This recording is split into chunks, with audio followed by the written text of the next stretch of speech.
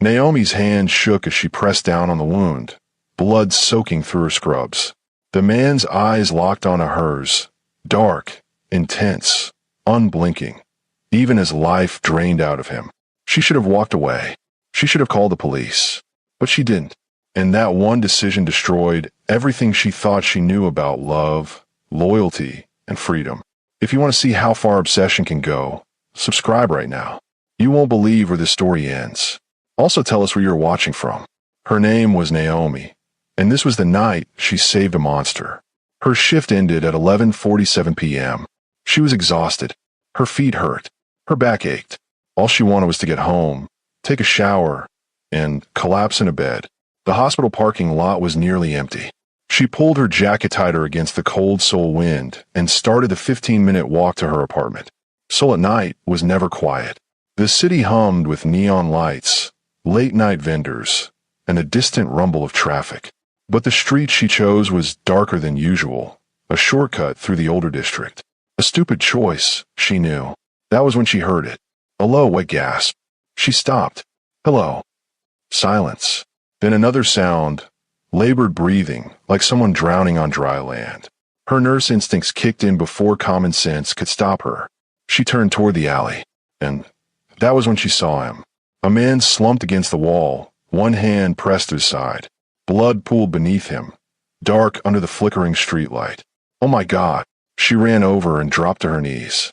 Her hands moved on autopilot as she checked his pulse, his airway, the wound. A gunshot. Lower abdomen. Possibly an artery. Stay with me, she whispered as she pulled off her jacket and pressed it against the wound. You need to stay awake. His eyes fluttered open, and she froze. They were the most intense eyes she had ever seen. Dark, sharp, unwavering. Even in pain, they didn't soften. They locked onto her, as if she were the only thing left in the world. Who did this to you? She asked, her voice trembling. He didn't answer. He just kept staring. She reached for her phone. I'm going to call an ambulance. His hand shot out and clamped around her wrist. His strength was terrifying. No, he rasped in Korean, then switched to English. No police. You're bleeding out. No, police. His voice was cold. Final. She should have run. Every instinct screamed at her to leave. But she didn't. Instead, she dug in her bag, pulled out the small first aid kit she always carried, and got to work. She cleaned the wound as best she could, applied pressure, and used surgical tape to close the worst of it. It wasn't perfect, wasn't even safe, but it was enough to keep him alive until he could get real help. The entire time, he watched her. Not with gratitude, not with relief, with something else, something that made her skin crawl. When she was done, she stood, hands trembling, covered in his blood. You need a hospital, she said firmly. I did what I could. But if that wound gets infected, I'll survive. He said it like a fact, like death wasn't even an option. She took a step back. Then, good luck. She turned to leave. What's your name? She stopped. Her heart pounded. Don't tell him. Don't. Naomi, she whispered. She didn't know why she said it.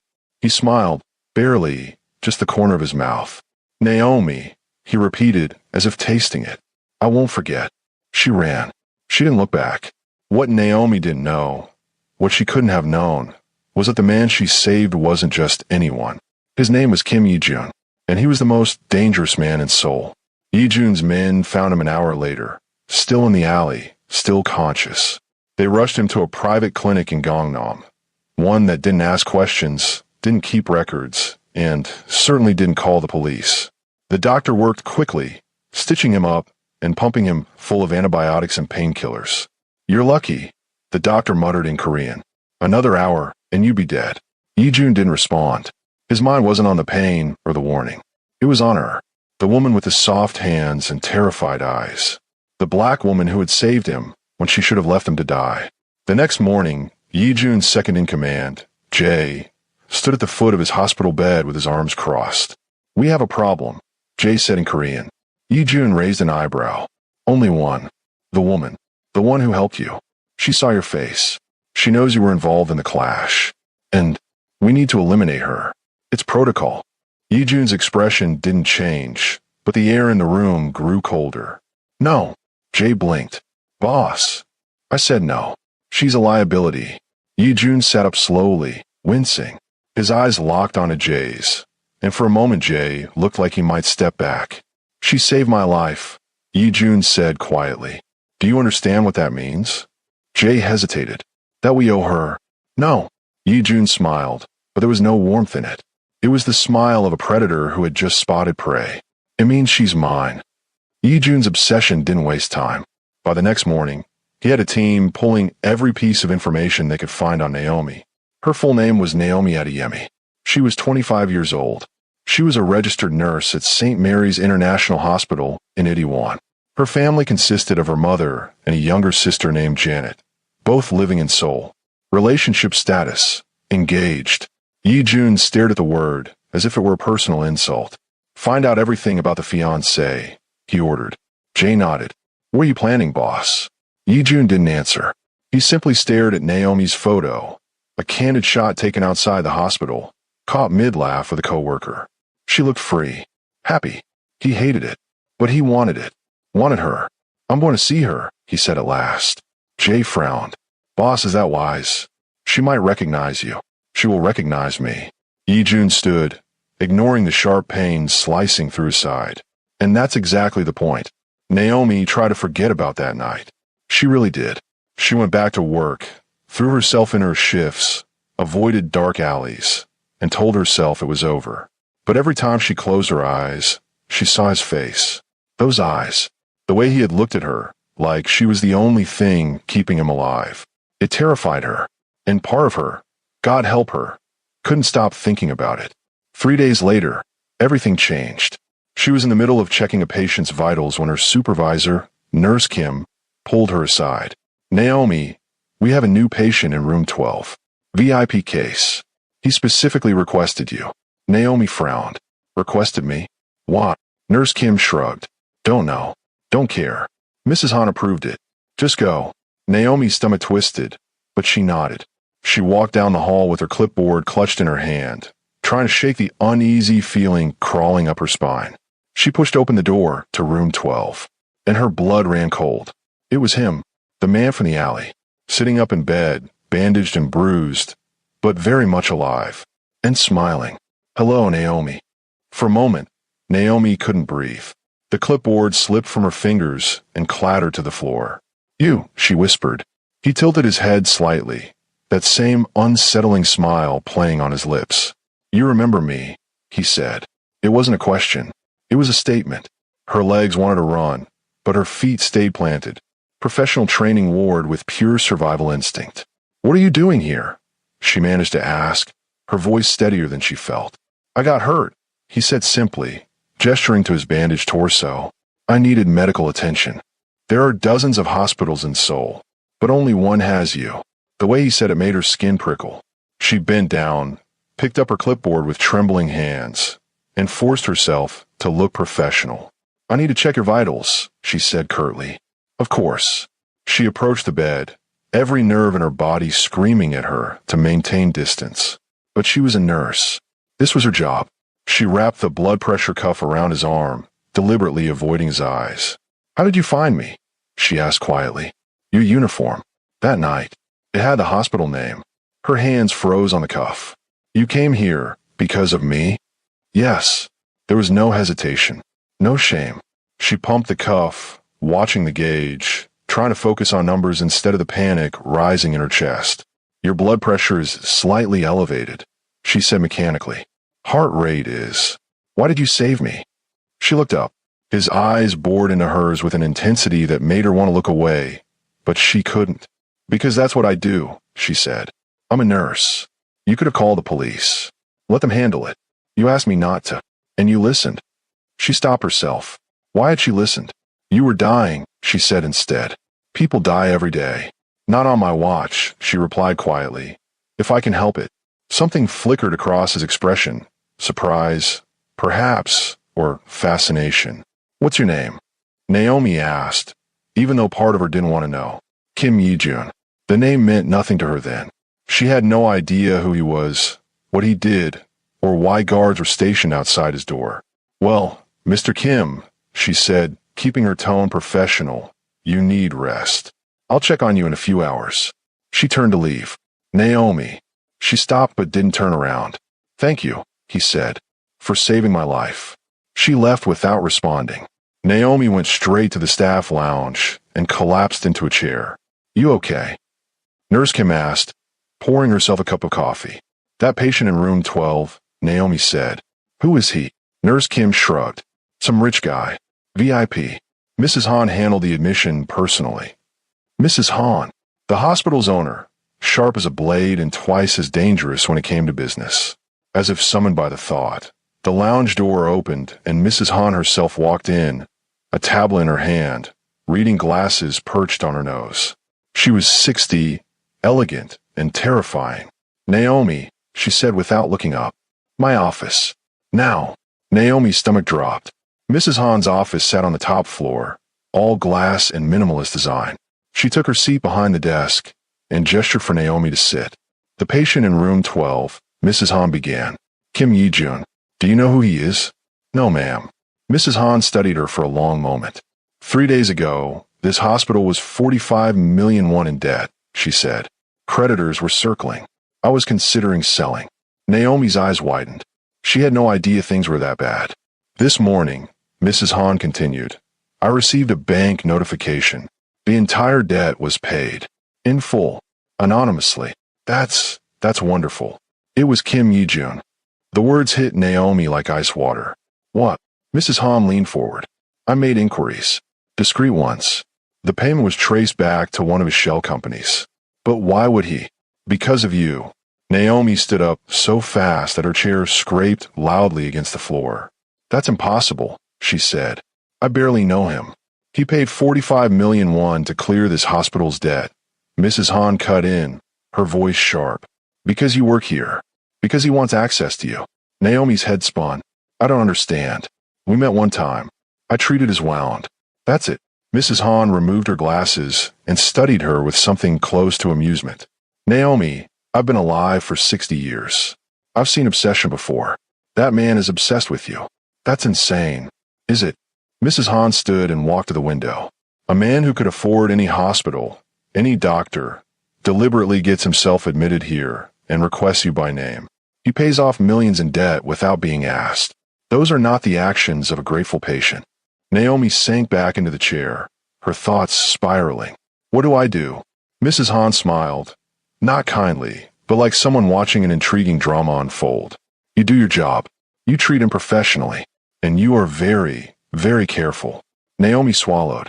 Should I be scared of him? Mrs. Han considered the question. Kim Yi-jun is dangerous, she said at last. But I don't think he wants to hurt you. I think he wants to own you, which in some ways is worse. While Naomi reeled from Mrs. Han's revelation, Yi-jun was conducting his own research. He sat upright in his hospital bed, a laptop open in front of him, reviewing the files his team had compiled. Naomi Adeyemi, 25 years old, born in Nigeria, moved to South Korea 4 years earlier for nursing school, graduated top of her class. Work ethic, exemplary. Personal life, quiet, private, and engaged.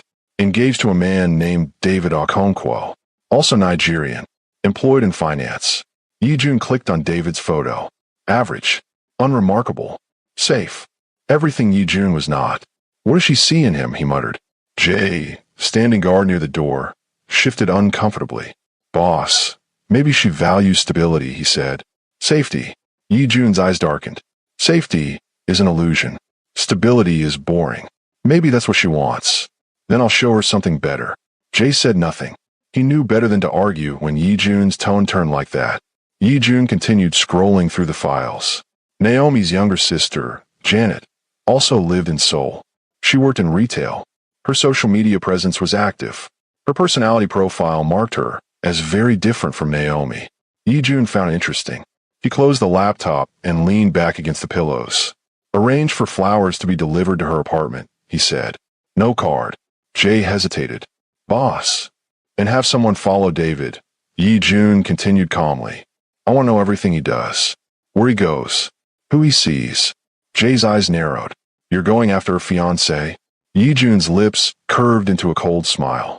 I'm going to give Naomi a reason to leave him. For the next 3 days, Naomi did everything she could to maintain professional distance. She checked Yi-jun's vitals, changed his bandages, and administered his medication with clinical efficiency. And the entire time, he watched her, not in a way that was openly aggressive, not in a way she could easily call out, just constantly, as if she were the most fascinating thing he had ever seen. It unsettled her more than outright hostility would have. On the fourth day, her restraint finally cracked. "Why do you keep staring at me?" she demanded, setting the blood pressure monitor down harder than necessary. "Because you're beautiful." She froze. "That's inappropriate." "It's the truth." "Mr. Kim." "Yi-jun," he corrected. "Call me Yi-jun." "Mr. Kim," she repeated firmly. "I'm your nurse. This relationship is professional. Nothing more. Is it?" "Yes." He shifted, sitting up straighter despite the pain pulling at his side. "You saved my life, Naomi," he said. "That's not professional. That's personal. I was doing my job." In a dark alley at midnight, he interrupted. "That wasn't your job. That was a choice." She opened her mouth to argue, but he didn't give her the chance. "You chose to help me. You chose to trust me when I told you not to call the police. You chose to give me a chance to live. I would have done that for anyone. But you did it for me." The certainty in his voice, so calm, so possessive, sent her heart racing in a way she didn't want to examine too closely. Naomi blurted it out before she could stop herself. "I'm engaged." Silence filled the room. Yi-jun's expression didn't change, but something flickered in his eyes. "I know." Her breath caught. "You know." "Yes." "Ow." He didn't answer. Cold realization washed over her. "You investigated me." Still nothing. "You had someone look into my life," she pressed. "My background. Mine." "Yes." There was no shame in it. No apology. She stepped back, disgust and fear colliding in her chest. "You have no right. I have every right to know about the woman I can't stop thinking about." "Stop." "I can't." "You have to." "I won't." He rose from the bed, and she instinctively retreated another step. He noticed, and for the first time, something like hurt crossed his face. "I'm not going to hurt you, Naomi. You're scaring me. I don't want to scare you. I want you to see me." "I see you," she said, her voice shaking but firm. "I see someone who pays off hospital debts to manipulate access to people. Someone who investigates strangers. Someone who is completely, utterly obsessed with you," he finished quietly. The blunt honesty stunned her into silence. "I know it's wrong," he continued. "I know it isn't normal. I know you're engaged. I know all of that." He took a careful step closer. "But I can't help it. From the moment you touched me in that alley, when you chose to save me instead of walking away, something changed. You're in my head, Naomi. You're in my blood. This is insane. I know. You need help. I need you." Naomi's voice rose despite herself. "I'm engaged." "Then leave him." The sheer audacity of it stole her breath. "Or don't," he added, his voice dropping. "Stay with him. Marry him. But let me stay in your life." "As what?" His eyes met hers, steady and unflinching. "As whatever you'll allow." She should have reported him. She should have requested a transfer. She should have run. But there was something in his gaze, raw, desperate, almost vulnerable, that made her hesitate. "If I agree to this," she said slowly, "there are rules." Hope flared across his face. "Anything. No more investigations. No more following me. No more paying off debts or manipulating situations." "Agreed. We talk like normal people. You don't show up at my apartment. You respect my boundaries." "Yes. And you understand that I'm engaged. That I love David. That this," she gestured between them, "whatever this is, doesn't change that." Something dark flickered across his expression at the mention of David, but he nodded. "I understand." She drew in a deep breath. "Okay. We could try to be friends." "Friends," he repeated, as if testing the word. "Yes. Friends." He smiled, and for the first time, it looked genuine. "I'll take it." But as Naomi left the room, a heavy unease settled in her chest. Because the look in his eyes when she had said friends wasn't the look of someone satisfied with friendship. It was the look of someone who was willing to wait. For now. 2 weeks passed. Yi-jun was discharged from the hospital, but he didn't disappear the way Naomi had hoped he would. He called her every day. At first, the conversations were brief. He asked how her shift went, whether she had eaten, if she was sleeping enough. Small talk. Safe talk. But gradually they grew longer. Deeper. He told her about growing up in Seoul, about his family's crushing expectations, about feeling trapped in a life he had never chosen for himself. He never mentioned what he did for a living, and she never asked. Maybe she didn't want to know. David noticed the change in her. "You've been distracted lately," he said one evening as they sat across from each other at their favorite restaurant in Gangnam. Naomi looked up from her bibimbap. "I'm just tired. Long shifts. Is that all? What else would it be?" He reached across the table and took her hand. "I don't know," he said gently. "You just seem different, like your mind is somewhere else." Guilt twisted in her stomach. "I'm sorry," she said. "I'll try to be more present." He smiled, but it didn't quite reach his eyes. "I love you, Naomi. I love you too." The words came out automatically, rehearsed. She wondered when that had happened. The next day, Yijun called during her lunch break. "I want to see you," he said. "We talk every day. On the phone. I want to see you in person." "Yijun, please. Just coffee. 1 hour." She hesitated. "As friends," he added. "As friends," she repeated firmly. "Yes, as friends." She closed her eyes. She knew it was a bad idea. "Okay, 1 hour. There's a cafe near the hospital. I'll pick you up after your shift." "No, I'll meet you there." There was a brief pause. "All right," he said. "I'll send you the address." The cafe was small and quiet, tucked away in Itaewon, far from the main streets. Naomi arrived first and ordered a latte, choosing a table by the window. 10 minutes later, Yijun walked in. He looked different outside the hospital, sharper, more dangerous. He wore black from head to toe, the expensive kind that spoke of money and power without trying too hard. Heads turned as he entered, women especially taking notice. But his eyes went straight to her. "Naomi," he said as he slid into the seat across from her. "Hi." He ordered an Americano, then turned his full attention back to her. "How are you?" "I'm fine." "You?" "Better now." She took a sip of her latte, using it as an excuse to avoid his gaze. "I've been thinking," he said. "About what?" "About us." "There is no us." "About our friendship," he corrected smoothly. She relaxed a fraction. "Okay. I want to be honest with you about something." Her stomach tightened. "What?" He leaned forward. "When you agreed to stay in my life, when you said we could try being friends, I said yes because I was desperate. I would have agreed to anything just to keep you near me. Yijun.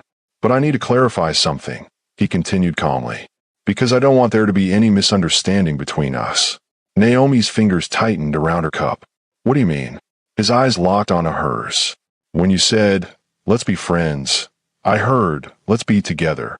The cafe seemed to fall silent. "What?" Naomi whispered. "I thought you were agreeing to be with me, to give us a chance, as lovers." Her hand trembled, nearly spilling her latte. "That's not what I said. I know that now. But in that moment, I heard what I wanted to hear. Yijun, I explicitly said I'm engaged." "I know. I said I love David." "I know. Then how could you possibly think?" "Because I wanted it to be true so badly that I convinced myself it was."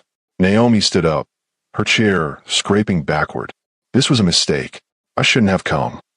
"Naomi, wait. No. This is exactly why we can't be friends. You're not listening to me. You're hearing what you want to hear." He stood as well, blocking her exit. "You're right. I'm sorry. Please sit down. Move. I'll respect your boundaries. I promise. Just please don't leave like this." Something in his voice made her pause.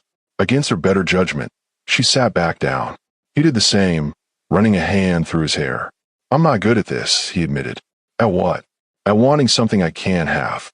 They sat in tense silence for a moment before Yijun spoke again, his voice quieter. "When I said I wanted us to be friends, I lied." Her heart sank. "I don't want to be your friend, Naomi. I want to be the person you think about when you wake up. The person you call when something good happens. The person you choose. I've already chosen someone." "Have you?" "Yes, David. I'm engaged to David." "So leave him." "I love him." "Do you? Or do you love the idea of him? The safety? The normalcy? How dare you?" "I'm not trying to insult you. I'm trying to make you see that what you have with him is comfortable.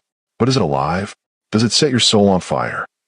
"Not everything has to be fire, Yijun. Sometimes comfortable is good. Sometimes safe is what people need." "Is that what you need? Or is that what you've convinced yourself you need?" Naomi stood again, more forcefully this time. I need to go. Naomi. No. This is over. The phone calls, the coffee, all of it. I can't do this. Please. I'm engaged, she nearly shouted. People in the cafe turned to look. I'm getting married in 6 months. I love David, and I need you to respect that. His face hardened. And if I can't, then we're done. She walked out of the cafe, her whole body shaking. Behind her, she heard him say something, but she didn't stop to listen. Yijun remained alone in the cafe long after she left. His coffee had gone cold. His phone buzzed. A message from Jay. We have something on the fiancé. You need to see this. Yijun's jaw tightened. He left money on the table and walked to the black car waiting at the curb. Inside, Jay handed him a tablet. We've been following David Okonkwo for 2 weeks, as you requested. And he's been meeting with someone. Regularly. Always at the same hotel in Gangnam. Yijun's eyes narrowed. Who? Jay swiped to the next photo. Yijun's blood ran cold. It was a woman. Young. Pretty.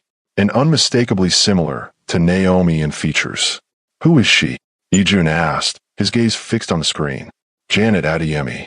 Naomi's younger sister. He studied the photo. David and Janet walking into a hotel together. David's hand resting on her lower back. Another photo showed them in a parking garage, kissing. Another. David's car parked outside Janet's apartment building at 2 a.m. How long has this been going on? Yijun asked, his voice deadly calm. At least 3 months. Maybe longer, Jay replied. Yijun's hands clenched into fists. Does Naomi know? We don't think so. They've been very careful. Yijun sat back, his mind racing. This was it. This was the opening he needed. Give me video evidence. Clear footage. I want audio if possible. Boss, are you sure? Do it. Jay nodded and made the call. Yijun stared out the window, expression unreadable. I told her I'd respect her boundaries, he murmured. Sir, but I never said I'd respect his. 3 days later, Jay called. We have it. Video. Audio. Everything. Send it to me. Yijun watched the footage on his laptop. David and Janet in a parking garage, kissing, touching, laughing. Then he listened to the audio. Afterward, he closed the laptop, his hands trembling with rage, not just at David's betrayal, but at Janet's, Naomi's own sister. He picked up his phone and called Naomi. She didn't answer. He called again, and again. On the 4th call, she finally picked up. What do you want, Yijun? I told you we're done. I need to see you. No. Naomi, please. This is important.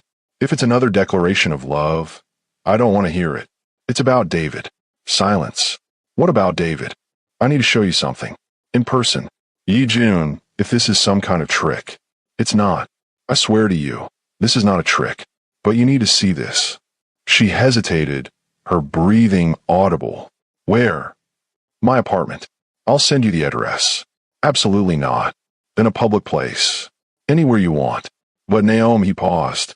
You need to see this. I wouldn't ask if it wasn't important. Another long pause. The park. Han River Park. 1 hour. I'll be there. She hung up. Yijun sat back, his laptop containing the damning evidence resting on his desk. He felt no guilt, only grim satisfaction. She needed to know the truth. And once she did, everything would change. The park glowed in the late afternoon sun. Families played, couples walked hand in hand, cyclists passed by. Naomi stood by the railing overlooking the Han River, arms crossed, face guarded. Yijun approached slowly, tablet in hand. Thank you for coming, he said. What is this about, Yijun? He handed her the tablet without a word. She looked at him suspiciously, then down at the screen. The video was cued and ready to play. She pressed play. Yijun watched her face as the footage unfolded. Confusion came first, then recognition, then horror. Her hand flew to her mouth. No, she whispered.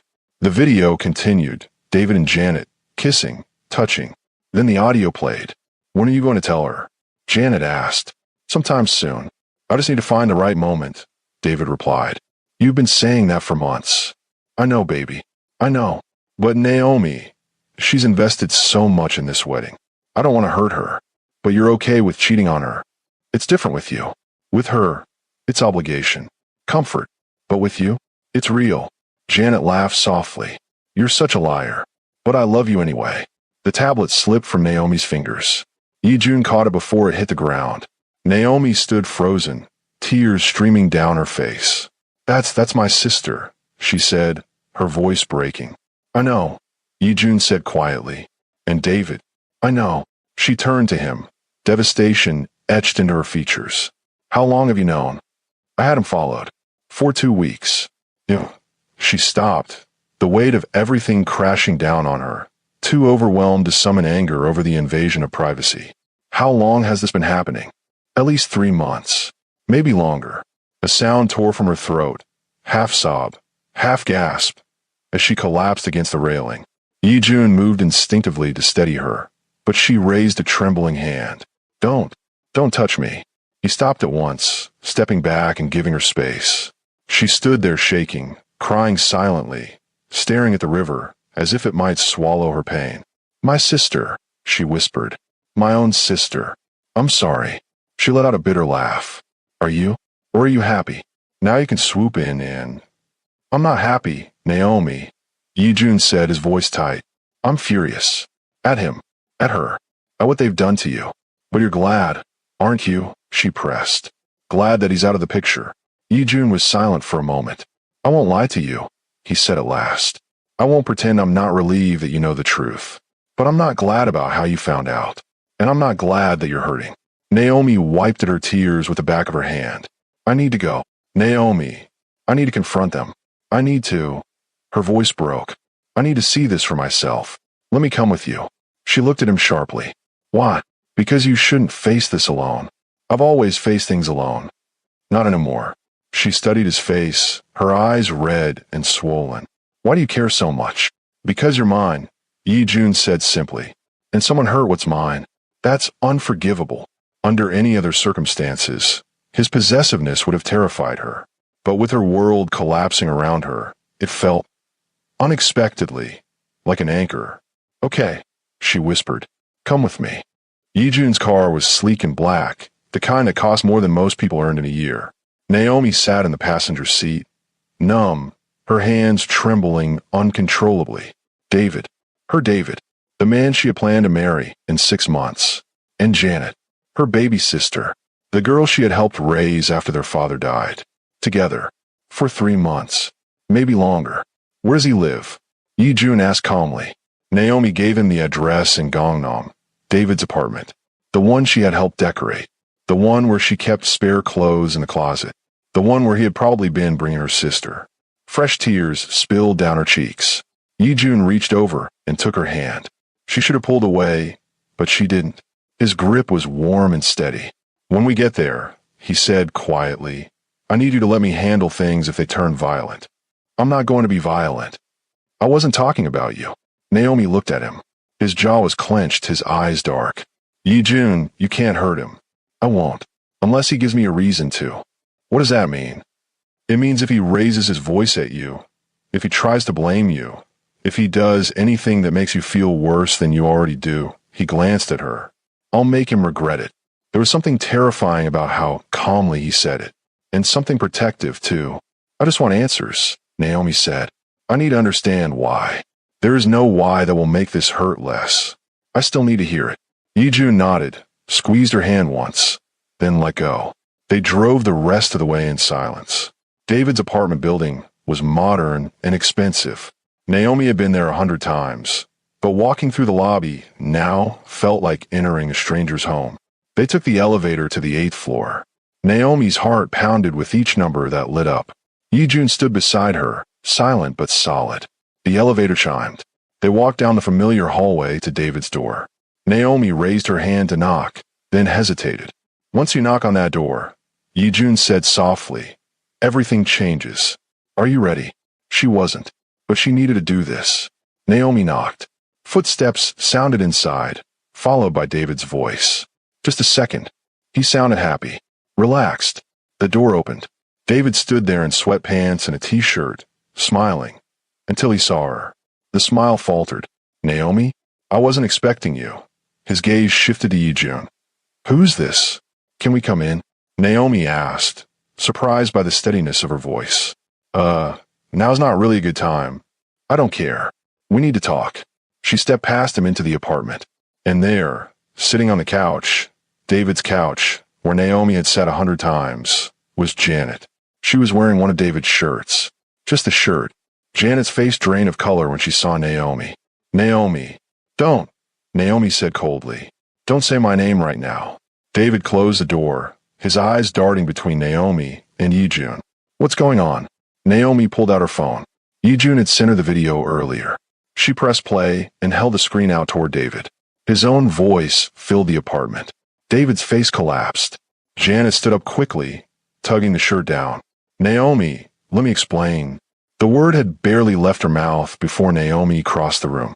Everything she had been holding back, the grief, the betrayal, the rage, burst free. Naomi's hand connected with Janet's face. The slap echoed through the apartment.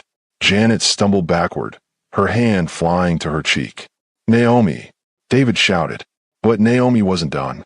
She grabbed Janet by the shoulders and shook her, rage pouring out of her. You're my sister, she screamed. My sister. Naomi, stop. Janet tried to pull away. Naomi slapped her again, harder this time. I trusted you. I loved you. I sacrificed everything for you. Please. Another slap. David rushed forward. Naomi, that's enough. Yijun moved instantly, gripping David by the collar and yanking him back. She's not finished, Yijun said coldly. Naomi shoved Janet, sending her falling back onto the couch. She stood there, breathing hard, her hands shaking. Explain. Naomi turned to her, something breaking in her chest. Explain what, Janet? Explain how you've been sleeping with my fiancé for months. Explain how you're my sister and you betrayed me. It wasn't supposed to happen like this. Then how was it supposed to happen? Janet had no answer. Naomi turned to David. You told me you loved me. Every day. You asked me to marry you. I said yes. We planned a wedding. Naomi, I do love you. Her fist connected with his jaw, making him stumble back. Don't you dare, she said, her voice shaking with fury.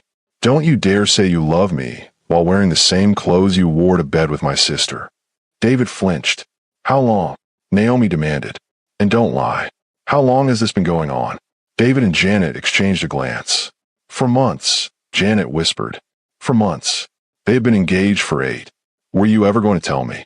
Naomi asked. I wanted to, David said weakly. I just didn't know how. How about? Naomi, I'm a lying, cheating coward who's sleeping with your sister.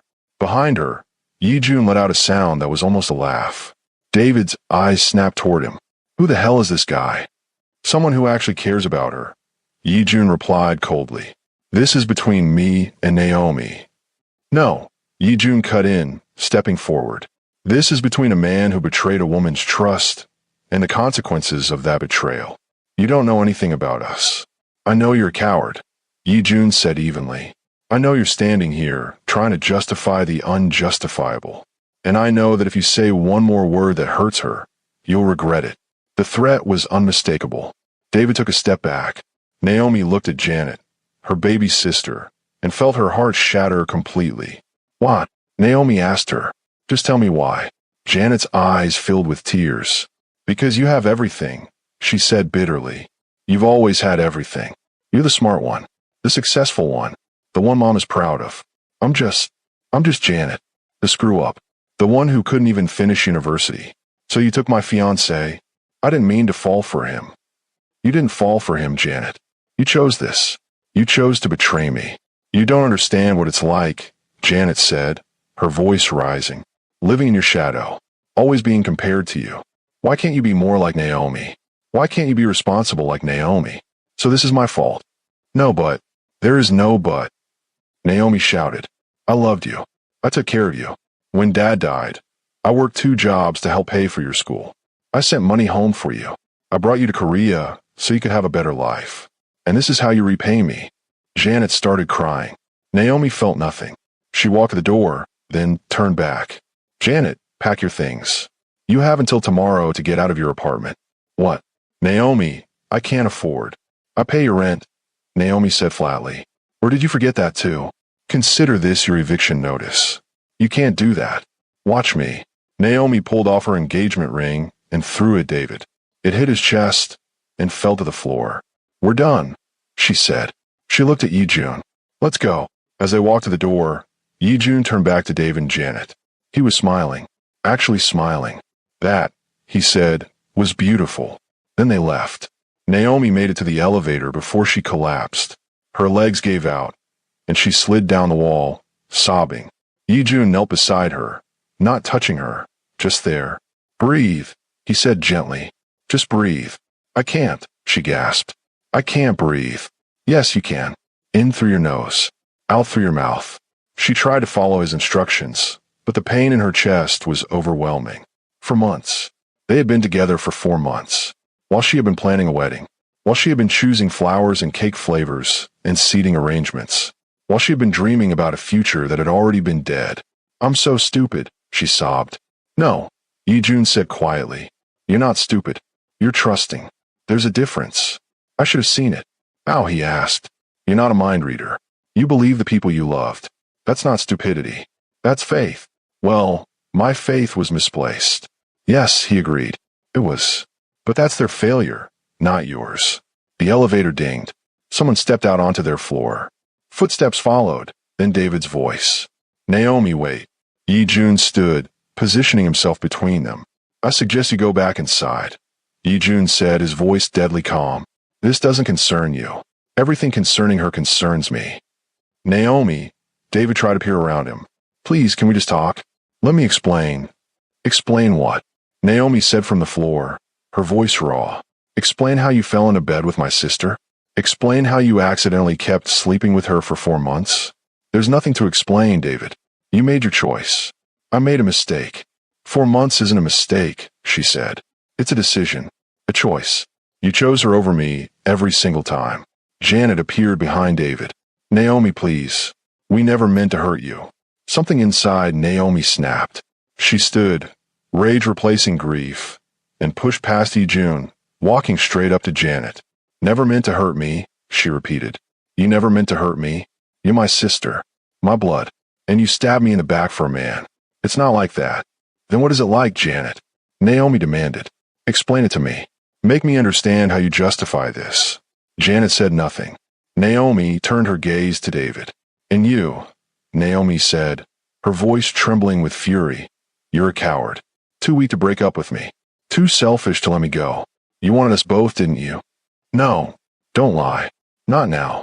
You wanted the stability I gave you and the excitement she gave you. You wanted your cake, and to eat it too." David said nothing. His silence was answer enough.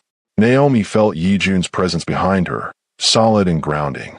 "I hope you're happy together," she said coldly. "I hope it was worth it. Because you didn't just lose me, David. You lost my respect, my trust, my love." And Janet looked at her, tears streaming down her face. "You lost your sister." Outside the building, Naomi's hands were shaking. Her knuckles throbbed with pain. "I hit her," she whispered. "I actually hit her." "Yes," Yi-jun said calmly. "Multiple times." "Yes. I've never hit anyone before." "I know." Naomi looked up at him, bracing herself for judgment. Instead, his eyes were bright with something disturbingly close to pride. "You're not going to tell me that was wrong?" she asked.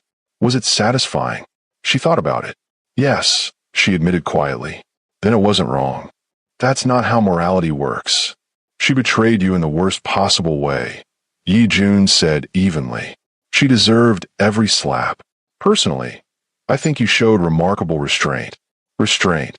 You could have done much worse." The way he said it made Naomi certain he would have done much worse himself.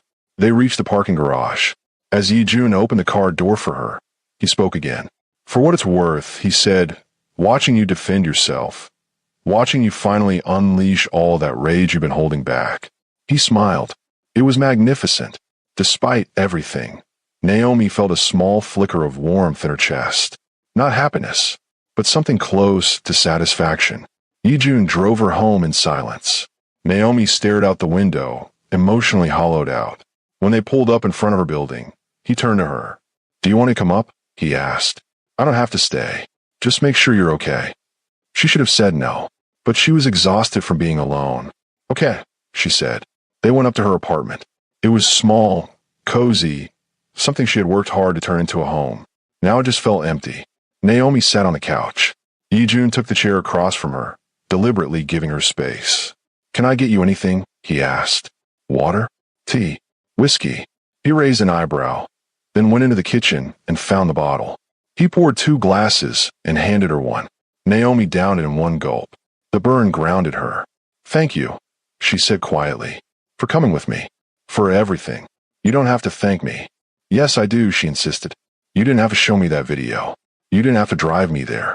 You didn't have to stand there and watch while I lost control." He smiled faintly. That was the best part.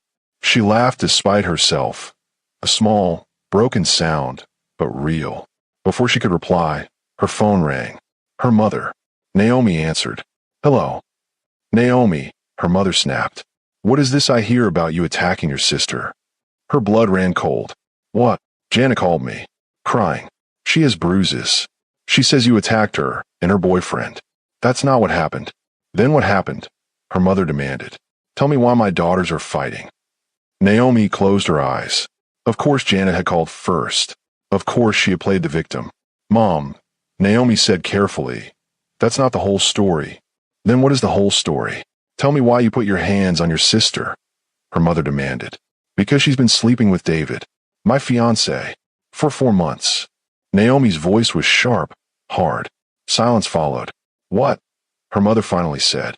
"Janet has been having an affair with David. I found out today. I confronted them both." "And you hit her?" "Yes," Naomi said firmly. "I did."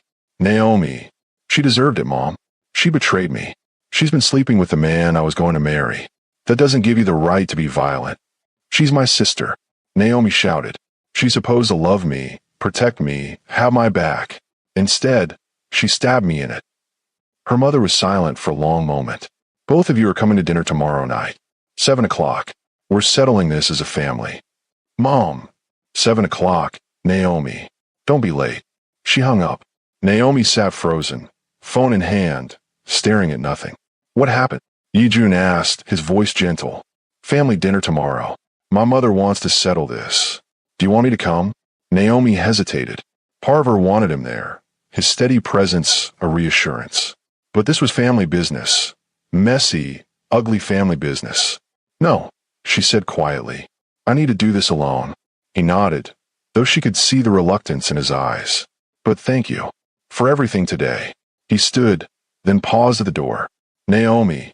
"Yes. Whatever happens tomorrow, remember that you did nothing wrong.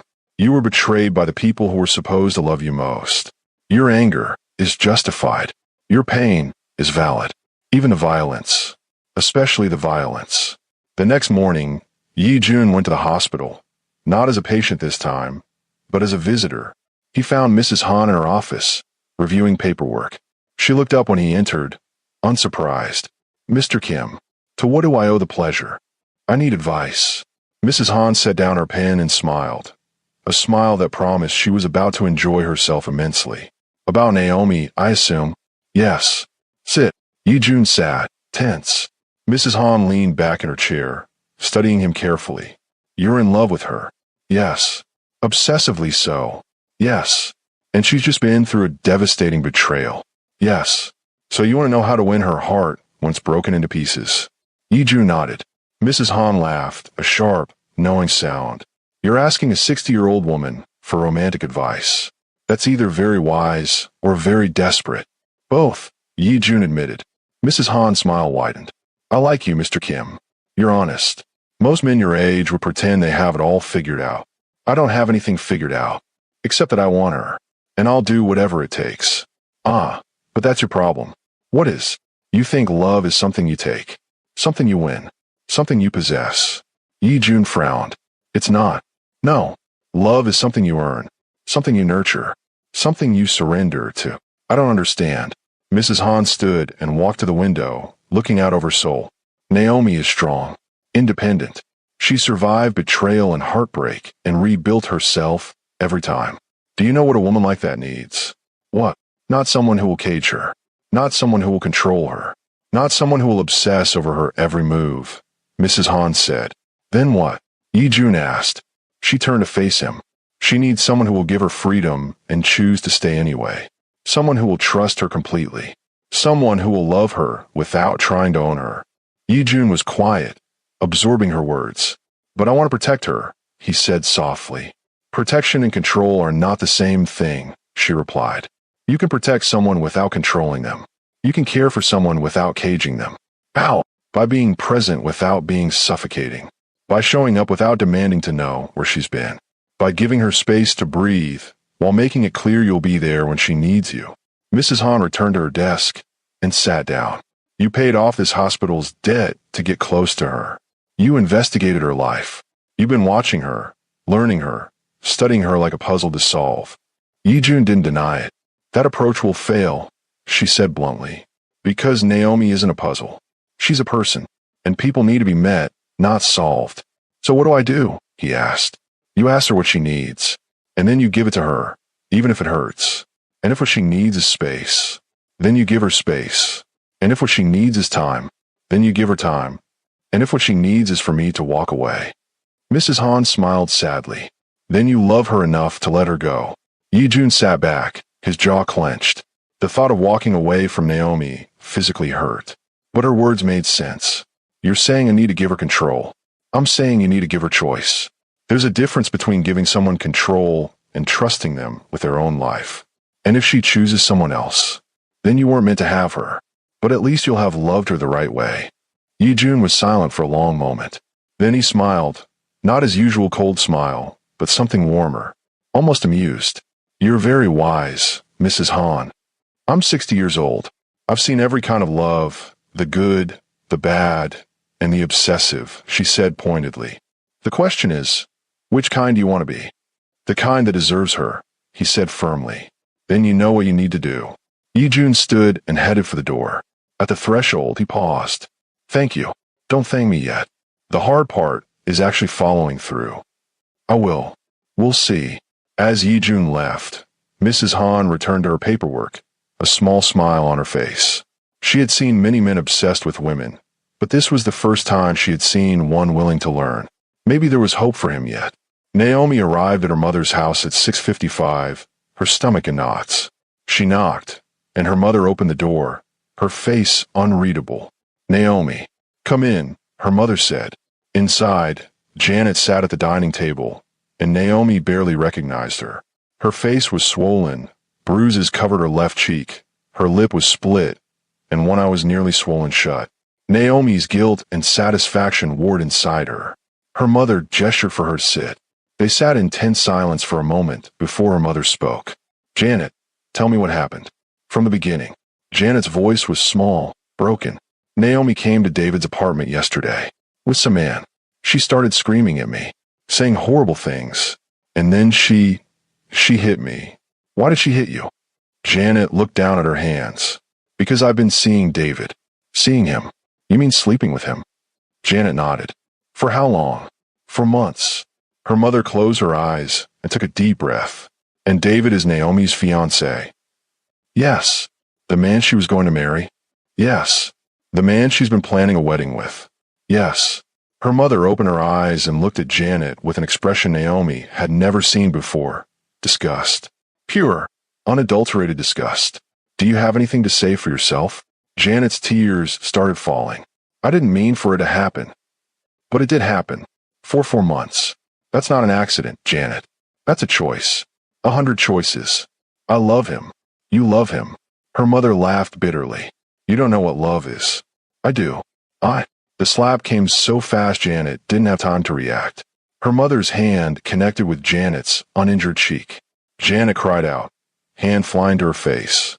You betrayed your sister, her mother said, her voice shaking with fury. Your sister who raised you, who worked herself to exhaustion to give you opportunities, who brought you to this country, who pays your rent, who has loved you unconditionally her entire life. Mom, and you repay her by sleeping with her fiancé? Her mother stood up, towering over Janet.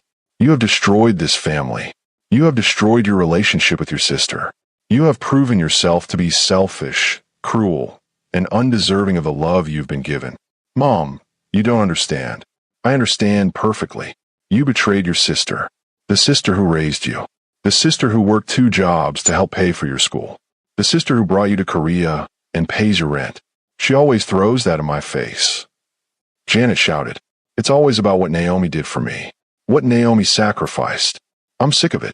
So you repay her by sleeping with her fiancé? I love him. You love him. Her mother laughed bitterly. You don't know what love is, Janet. And you do. You who stayed with Dad, even when he was drinking away our money, even when he barely looked at us. Her mother's hand flew out again. The slap echoed through the room. Janet's head snapped to the side, fresh tears spilling down her cheeks. Her mother turned to Naomi. Naomi, I'm sorry. I should have believed you. It's okay, Mom. No, it's not okay. You're my daughter, and I failed you. She pulled Naomi into her arms, and finally, in her mother's embrace, Naomi let herself break. She sobbed into her mother's shoulder while her mother held her, stroking her hair the way she had when Naomi was a child. I raised you both, her mother whispered. I don't understand how one of you became so good and the other became so. She didn't finish. Naomi's mother didn't have to speak again. When Naomi finally pulled away, her mother looked at Janet with cold finality. You're not welcome in this house anymore. What? Mom, no. I don't want to see you. Not until you understand what you've done. Not until you can look your sister in the eye and truly apologize. I'm apologizing now. No. You're crying because you got caught. That's not the same thing. Her mother walked to the door and opened it. Get out. Mom, please. Get out. Janet looked at Naomi, desperate. Naomi, please. Tell her. Tell her what? Naomi asked coldly. That you deserve forgiveness? I should just get over it. I'm your sister. You stopped being my sister the moment you betrayed me. Janet grabbed her bag and stumbled toward the door. At the doorway, she turned back. You'll regret this, she said. The only thing I regret, Naomi replied quietly, is ever trusting you. She left, slamming the door behind her. The next morning, Naomi returned to work. She needed normalcy, routine. During her lunch break, Mrs. Hahn called her to the office. Sit, she said. Naomi sat. Mrs. Hahn studied her for a long moment. How are you? I've been better. I heard about what happened. With your fiancé and your sister. Of course she had heard. Mrs. Hahn always heard everything. I'm sorry you're going through this. Thank you. Kim Yi-jun came to see me yesterday. Naomi's head snapped up. He did. Yes. Asking for advice on how to win your heart. Her cheeks flushed. What did you tell him? I told him the truth. That love isn't about possession. It's about partnership. Mrs. Hahn leaned forward. But I'm going to tell you something too, Naomi. Something important. What? If you decide to give that man a chance, and I'm not saying you should or shouldn't, but if you do, you need to set the terms from the beginning. What do you mean? Men like Kim Yi-jun, they're used to getting what they want. They're used to control. They don't understand boundaries naturally. You have to teach them. How? By being crystal clear about what you will and won't accept. By drawing lines and enforcing them. By making it clear that you're not something to be owned, but someone to be earned. Naomi thought about that. He's very intense. Yes. And that intensity can be beautiful, or it can be suffocating. The difference is whether he respects your autonomy. Do you think he can? Mrs. Hahn smiled. I think he's willing to try. Whether he succeeds is up to both of you. 2 days later, Yi-jun called. Can I see you? Naomi had been avoiding him, processing everything, but she couldn't avoid him forever. Okay. The cafe near the hospital. 1 hour. When she arrived, he was already there. He looked different somehow, less predatory, more vulnerable. Hi, she said, sliding into the seat across from him. Hi. Silence stretched for a moment. Then they both spoke at once. I've been thinking. I need to tell you. They stopped and smiled slightly. You first, he said. Naomi took a deep breath. She looked at Yi-jun. I've been thinking about us. About what you said. About your feelings. And I think there might be something here. Between us. Something real. Hope flared in his eyes. But, she continued, if we're going to try this, there are conditions. Non-negotiable conditions. Tell me. No more surveillance. No more having me followed. No more investigating the people in my life. Agreed. No more trying to control where I go or who I see. Agreed. No more paying off debts or manipulating situations to get access to me. Agreed. And most importantly, she looked him dead in the eye. No cages. I'm not something you own. I'm not a possession. I'm a person with my own life, my own choices, my own freedom. If you can't respect that, then this ends before it begins. Yijun was quiet for a long moment. Naomi watched something struggle behind his eyes. His natural instinct to control, to possess, to cage, warring with his desire to be worthy of her. Finally, he spoke. Those are fair terms. Can you live with them? Another pause. I don't know, he admitted. Every instinct I have screams at me to keep you close, to protect you, to make sure nothing ever hurts you again. That's not protection. That's control. I know. Mrs. Han explained that to me. She did. Yes. And she's right. I know she's right. But knowing it and living it are two different things. Then this won't work. But I want to try. He leaned forward, taking her hand. I want to be better. For you. I want to learn how to love you the right way. Even if it kills me to give you space when every part of me wants to pull you closer. Naomi looked at their joined hands. This isn't going to be easy. Nothing worth having is easy. I'm serious, Yijun. If you cross these boundaries, if you fall back into old patterns, I'm gone. No second chances. I understand. Do you? Because I need you to really understand. I've just been betrayed by the two people I trusted most in this world. My ability to trust is shattered. If you break it too, I won't survive it. His grip on her hand tightened. I won't break it. I swear to you, Naomi. I'll mess up. I'll struggle. But I won't betray you. She looked into his eyes and saw sincerity, and fear, and determination. Okay, she whispered. One chance. Show me what love can look like when it's not obsession. He smiled. A real, genuine smile that reached his eyes. I will spend every day earning that chance. They sat in the cafe, hands joined across the table. The future was uncertain. The path ahead was complicated. But for the first time since that night in the alley, Naomi felt like maybe, just maybe, she had made the right choice in saving him. Because he was choosing to save himself. For her. The end. If this story kept you watching until the very end, like and hit that subscribe button for more stories that will keep you on the edge of your seat. Drop a comment telling me, would you have given Yijun a chance? Or would you have Ron? Do you think Yijun can really change? Or is obsession always obsession? Thanks for watching. I'll see you in the next story.